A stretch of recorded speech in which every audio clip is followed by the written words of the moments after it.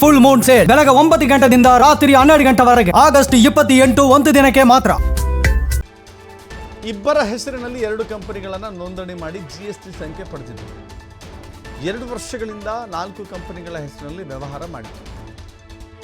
ಇಬ್ಬರು commercial street ಮತ್ತು ಚಾಮರಾಜಪೇಟೆಯಲ್ಲಿ ಕಚೇರಿ ಇದೆ ಅಂತ ತೋರಿಸಿದರು. ಚಾಮರಾಜಪೇಟೆ ಮತ್ತು ಕಮರ್ಷಿಯಲ್ ಸ್ಟ್ರೀಟ್, ಮುಂಬೈ, ಚೆನ್ನೈ, ಚಂಡೀಗಢದಲ್ಲಿ ವ್ಯಾವಹಾರಿಕ ಸಂಪರ್ಕದಲ್ಲಿದ್ದ ಬಗ್ಗೆ ಮಾಹಿತಿಯನ್ನು ಕೊಟ್ಟಿದ್ದರು. ವೆಂಕಟೇಶ್ಗೆ ಖರೀದಿಯ ಜವಾಬ್ದಾರಿ, ಪ್ರಶಾಂತ್ಗೆ ಹಂಚಿಕೆಯ ಜವಾಬ್ದಾರಿ.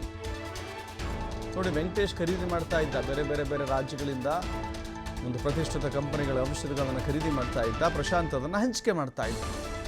ವಿದೇಶಿ ಕಂಪನಿಗಳ ಜೊತೆ ಡೀಲ್ ಮಾಡಿಕೊಂಡು ಔಷಧವನ್ನು ಖರೀದಿ ಮಾಡ್ತಾ ಇದ್ದ ಎನ್ನುವ ಮಾಹಿತಿ ಇದೆ. ಬಳಿಕ ಲೇಬಲ್ ಬದಲಾವಣೆ ಮಾಡಿ ಇತರ ಫ್ರಾಡ್ ಮಾಡಿ ಮಾರಾಟವನ್ನು ಮಾಡ್ತಿದ್ದ ಬಗ್ಗೆ ಮಾಹಿತಿ ಸಿಕ್ಕಿದೆ. ಈ ಕೆಲಸಕ್ಕಾಗಿ ತೋಟದಲ್ಲಿ ಮನೆ ಬಾಡಿಗೆ ಪಡೆದಿದ್ದರು ಆರೋಪಿಗಳು. ಸದ್ಯ ಪ್ರಶಾಂತ್ ಪತ್ನಿಯಿಂದಲೂ ಕೂಡ ವ್ಯವಹಾರದ ಬಗ್ಗೆ ಮಾಹಿತಿಯನ್ನು ಪಡೆದುಕೊಂಡಿದ್ದಾರೆ ಪೊಲೀಸರು.